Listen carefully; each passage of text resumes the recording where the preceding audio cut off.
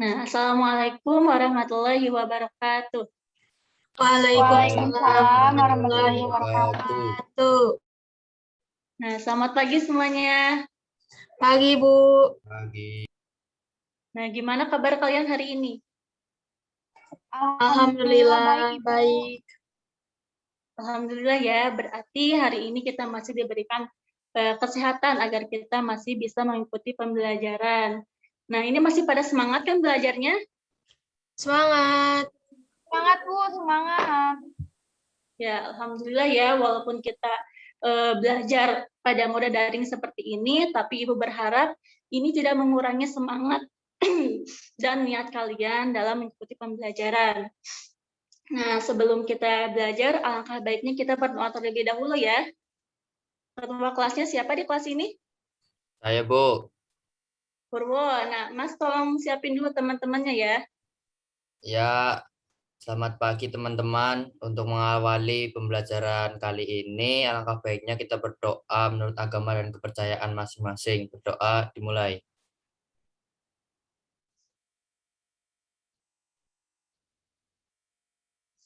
Cukup. Nah, Alhamdulillah. Sebelum memulai pembelajaran, Ibu mau mengabsen kalian dulu ya. Di sini apakah ada yang tidak hadir? Hadir semua, Bu. Alhamdulillah ya, hadir semua. Nah, sebelum memulai pembelajaran, Ibu mau tanya, ada yang masih ingat nggak materi pembelajaran kita pada pertemuan sebelumnya? Ayo, ada yang masih ingat nggak? Udah pada lupa ya? Nggak dibaca lagi itu berarti. Lupa, Bu. Nah, Ibu ingatkan ya, jadi pada pertemuan sebelumnya kita sudah membahas mengenai proses tektonisme dan pengaruhnya terhadap kehidupan dan juga proses vulkanisme dan pengaruhnya terhadap kehidupan. Nah, dua materi tersebut sangat berkaitan dengan materi yang akan kita pelajari pada pertemuan kali ini, yaitu proses seisme dan pengaruhnya bagi kehidupan. Nah, Anda tolong boleh minta bantuan share screen ya, Ibu? Sudah ada, Bu? Ya, sudah ada. Nah, jadi pada pertemuan kali ini kita akan mempelajari mengenai proses seisme dan pengaruhnya terhadap kehidupan. Oke, next Anda. Nah, pada pertemuan kali ini atau materi kali ini ada kompetensi dasar yang harus kita capai, yaitu kompetensi dasar 3.5, menganalisis dinamika litosfer dan dampaknya terhadap kehidupan, lalu 4.5, yaitu menyajikan proses dinamika litosfer dengan menggunakan bagan, gambar, tabel, grafik, video, dan animasi. Nah, adapun tujuan pembelajarannya yaitu siswa dapat memahami, mengidentifikasi, serta menjelaskan proses seisme dan pengaruhnya terhadap kehidupan. Lalu siswa dapat mengetahui jenis-jenis seisme atau gempa bumi. Lalu siswa dapat mengetahui jenis-jenis gelombang gempa bumi, serta siswa dapat mengetahui pengaruh seisme terhadap kehidupan. Oke, next Anda. Nah, Ibu mau tanya sebelumnya, kalian di sini semua pernah merasakan seisme atau gempa bumi nggak? Pernah. Nah, pernah ya, apalagi kita tinggal di Indonesia, di mana Indonesia ini merupakan daerah yang berada dalam zona rawan gempa bumi. Nah, dari pengalaman kalian tersebut, ada yang tahu nggak sebenarnya apa seisme atau gempa bumi tersebut? Getaran, Bu. Ya, getaran. Ada lagi yang tahu? Nah, mungkin Ibu akan jelaskan ya, sebenarnya apa sih gempa bumi atau seisme tersebut? Bisa ditampilkan, Anda? Nah, jadi gempa bumi itu merupakan getaran seismik atau getaran yang terjadi di permukaan bumi akibat pelepasan energi secara tiba-tiba yang berasal dari dalam, yang umumnya berasosiasi dengan pergerakan lempeng. Jadi, seperti yang kita ketahui ya, bahwa permukaan bumi yang kita pijak itu terdiri dari beberapa lapisan. Nah, lapisan-lapisan tersebut terdiri dari beberapa benua atau lempeng. Nah, lempeng-lempeng tersebut selalu bergerak sehingga memungkinkan terjadinya adanya tumpukan antar lempeng. Nah, tumpukan tersebut dapat mengakibatkan gempa bumi. Oke, next Ana. Nah, faktor-faktor terjadinya gempa bumi. Yang pertama,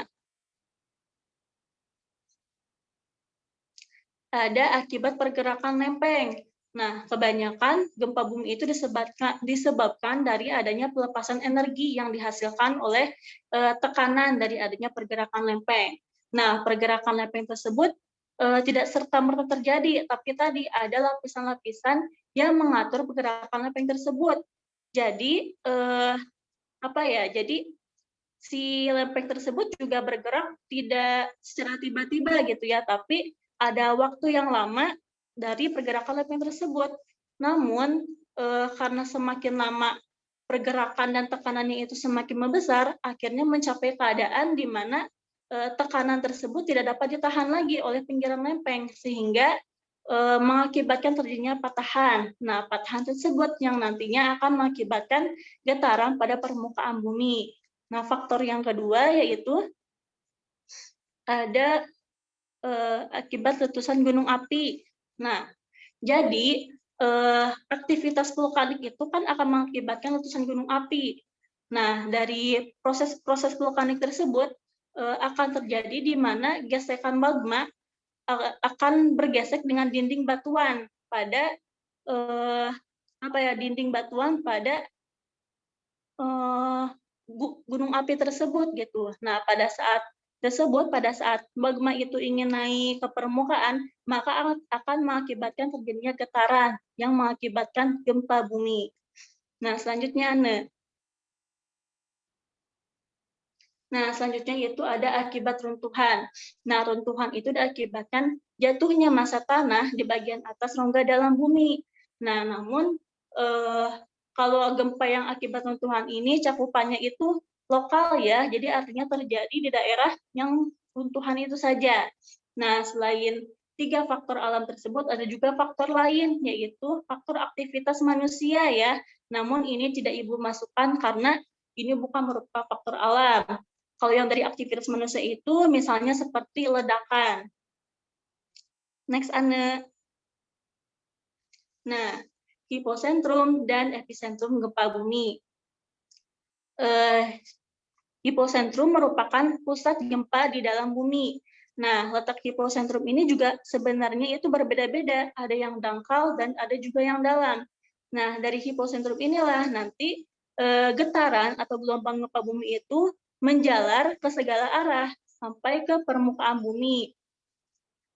Nah, sedangkan titik atau lokasi di mana tepat di atas hipocentrum tersebut dinamakan dengan epicentrum atau pusat gempa di permukaan bumi. Nah, letaknya juga berbeda-beda. Ada yang di laut dan juga ada yang di daratan. Next.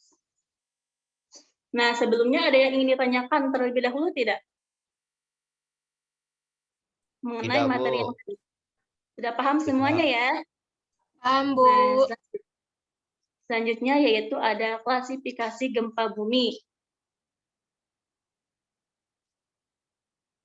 Yang pertama yaitu ada gempa tektonik. Nah, ada gempa tektonik.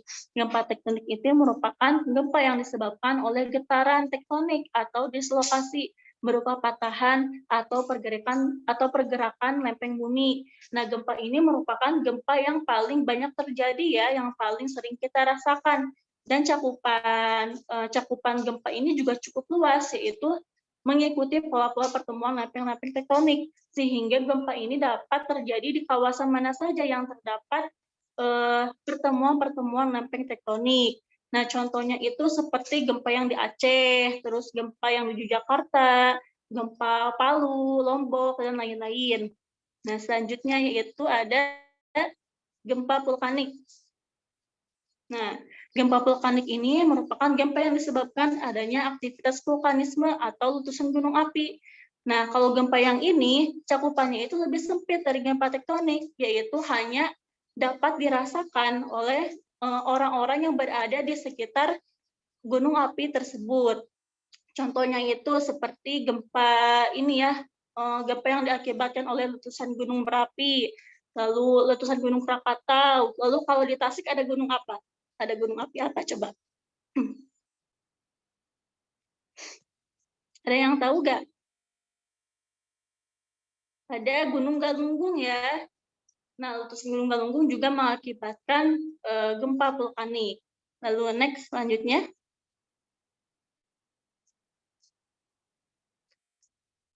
Nah, selanjutnya yaitu ada gempa runtuhan.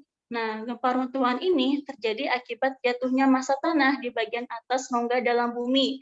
Biasanya terjadi di gua, di daerah pertambangan, lereng tebing yang curam, dan di daerah kars. Nah, selanjutnya. Nah, ada gempa buatan. Nah, kalau gempa buatan ini merupakan gempa yang diakibatkan oleh aktivitas manusia. Contohnya seperti ledakan bom, terus dinamit, nuklir, ya, terus ada penghancuran bukit, dan lain-lainnya. Selanjutnya, nah, berdasarkan kedalaman hiposentrumnya. Tadi Ibu sudah jelaskan bahwa hiposentrum atau titik pusat gempa di dalam bumi itu kan berbeda-beda, ada yang dangkal dan ada yang dalam. Nah, berdasarkan titik hiposentrum itu, gempa dibedakan menjadi 3. Yang pertama yaitu ada gempa bumi dalam.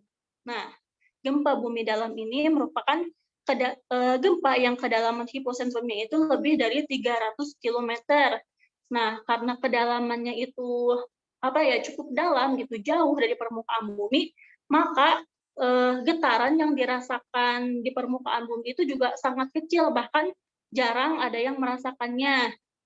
Lalu selanjutnya itu ada gempa bumi menengah. Nah, kalau gempa bumi menengah ini kedalaman hiposentrumnya itu antara 100 sampai 300 km. Nah, getaran yang diakibatkan gempa bumi menengah ini cukup ringan dan kerusakan yang diakibatkannya juga cukup ringan. Selanjutnya yaitu ada gempa bumi dangkal. Nah, kalau gempa bumi dangkal ini kedalaman hiposentrumnya itu kurang dari 100 km, sehingga gempa ini cukup membahayakan. Jadi getaran pada permukaan bumi yang terasa juga akan semakin besar, lalu pengaruhnya juga akan semakin besar ya. Jadi kerusakan yang ditimbulkannya juga akan lebih parah dari gempa bumi menengah dan gempa bumi dalam. Next, selanjutnya. Nah, gempa berdasarkan kekuatan atau magnitudenya, yaitu ada dibedakan menjadi 7 ya, namun kebanyakan mengklasifikasikannya itu menjadi 3, yaitu ada gempa ringan dengan kekuatan 4 sampai 4,9, lalu ada gempa sedang dari 5 sampai 5,9 skala Richter, lalu ada gempa kuat 6 sampai 6,9 skala Richter. Nah, ada yang tahu nggak alat pengukur gempa bumi? Seismograf, Bu. Nah, pinter ya, Anda dapat 100 dari Ibu. Coba ditampilkan gambarnya.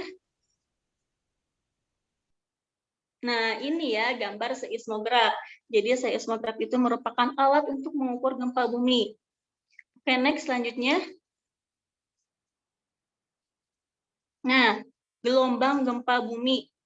Tadi kan dari titik hiposentrum untuk getarannya terhantarkan ke permukaan bumi, itu ada gelombang ya sebagai perambatnya gitu. Nah, yang pertama itu ada gelombang primer atau gelombang longitudinal. Nah, gelombang longitudinal ini merupakan gelombang gempa yang merambat dari sumber gempa bumi itu ke segala arah dengan kecepatannya itu 7 sampai 14 km per detik. Nah, gelombang ini merupakan gelombang yang pertama kali dicatat oleh seismograf sehingga disebut dengan gelombang primer. Nah, kalau yang kedua itu adalah gelombang sekunder. Gelombang sekunder ini merupakan gelombang yang mengikuti arah rambatan dari gelombang yang pertama. Kecepatannya itu 4 sampai 7 km per detik. Jadi setelah gelombang yang pertama akan datang gelombang yang kedua yang disebut dengan gelombang sekunder. Gelombang ini juga gelombang yang kedua yang dicatat oleh seismograf. Nah, selanjutnya yaitu ada gelombang panjang atau gelombang permukaan. Nah, gelombang ini merupakan gelombang gempa yang merambat di permukaan bumi dengan kecepatan sekitar 3,5 sampai 3,9 km per detik. Nah, gelombang inilah yang menimbulkan kerusakan di permukaan bumi. Oke, selanjutnya Ana.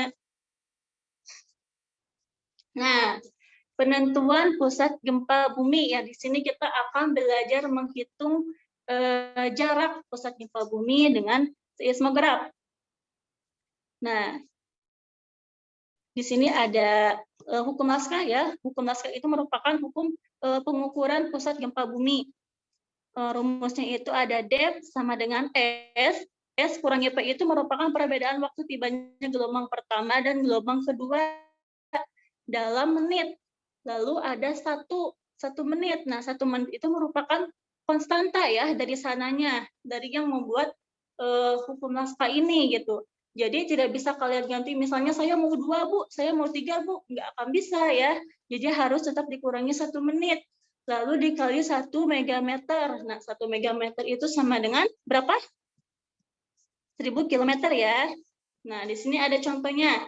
Contohnya itu di stasiun gempa, pelopor pertama tercatat pada pukul 10:02 dan pelopor keduanya itu tercatat pada pukul 10:08. Nah, berdasarkan rumus Laskar, berapa jarak episentrumnya? Nah, kita lihat dulu ya. Tadi gelombang yang kedua dikurangi gelombang yang pertama. Nah, gelombang yang keduanya kan 10/8. Kita masukin ke sini ke rumus. 10/8 dikurangi 10/2 sama dengan 6 menit. Nah, dimasukin ke sini. 6 menit lebih 6 menit dikurangi 1 dikali 1 megameter. Maka 5 dikali 1 sama dengan 5 megameter atau 5 kilometer. Jadi jarak epicentrum gempa adalah 5 kilometer. Gimana, kalian mengerti nggak cara menghitungnya? Ngerti, Bu. Atau ada yang ingin ditanyakan? Ya, alhamdulillah ya kalau mengerti. Oke, next selanjutnya.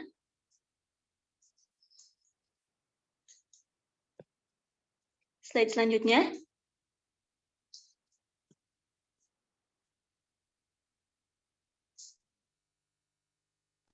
Slide-nya dipengaruh kan, Bu? Ya, Bu. Iya, Anda sudah. Nah, pengaruh gempa bumi bagi kehidupan. Nah, karena kalian sudah merasakan sendiri ya, namanya gempa bumi itu ternyata banyak sekali pengaruhnya bagi kehidupan kita, mulai dari dampak fisik juga berdampak pada aspek sosial. Yang pertama itu ada tsunami. Nah, tsunami itu merupakan ombak besar yang terjadi di laut akibat adanya gempa bumi. Namun tidak semua gempa bumi dapat mengakibatkan tsunami, yaitu kalau gempa bumi yang dapat mengakibatkan tsunami, di antaranya ada gempa bumi yang memiliki kekuatan yang besar, yang lebih dari 6 skala Richter. Terus yang si titik episentrumnya itu ada di lautan. Nah, itu dapat memicu terjadinya tsunami.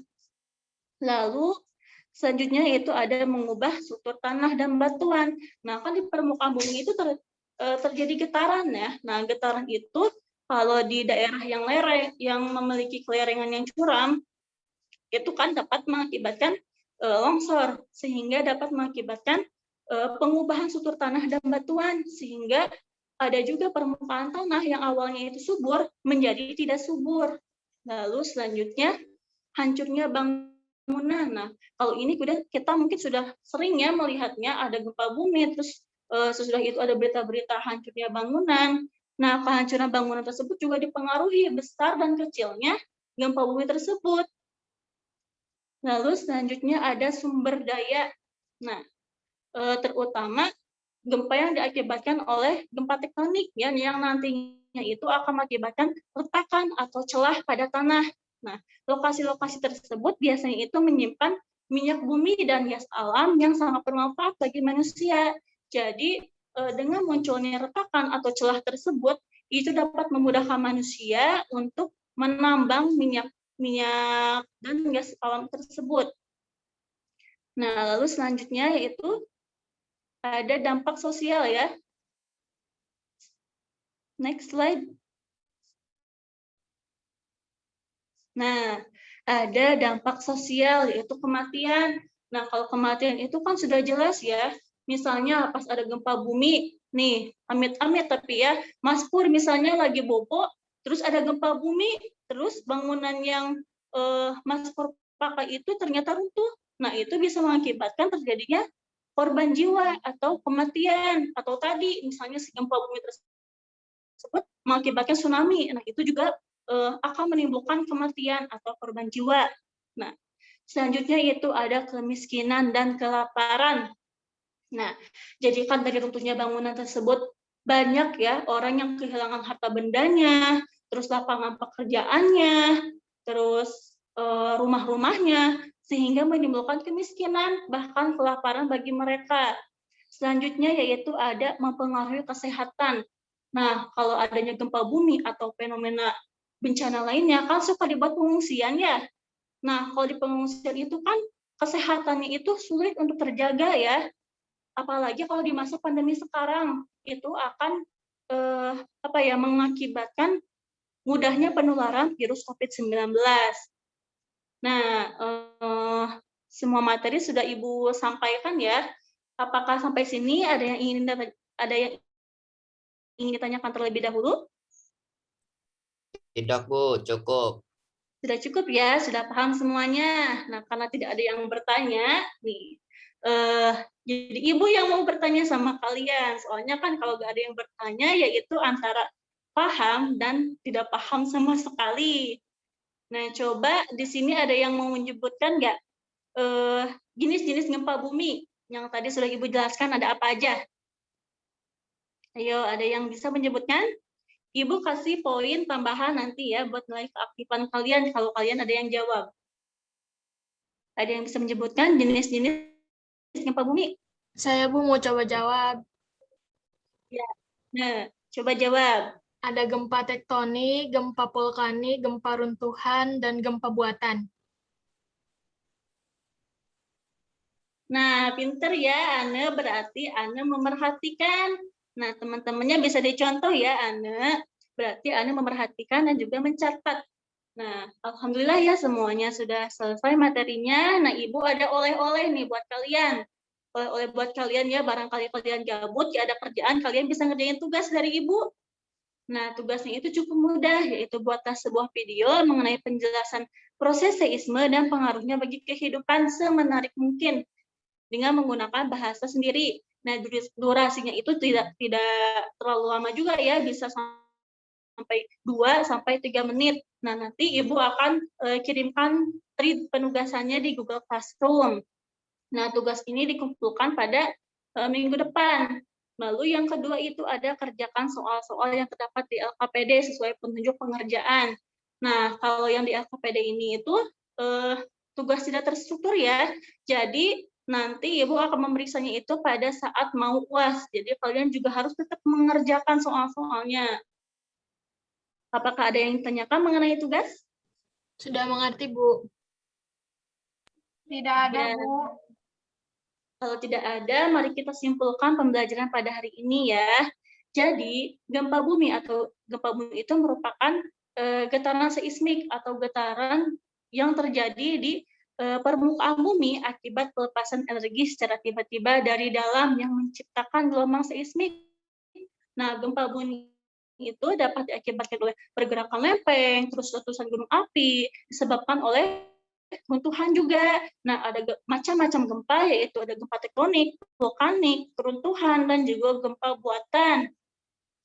Selain itu, besar kecilnya gempa bumi juga dipengaruhi oleh kedalaman hiposentrum, di mana semakin dangkal titik hiposentrumnya, maka gempa yang diakibatkan juga akan semakin besar dan kerusakan yang disebabkan juga akan semakin parah. Nah, lalu terdapat gelombang yang menghantarkan getaran permukaan bumi, ada gelombang primer, gelombang sekunder, dan juga ada gelombang panjang atau gelombang permukaan.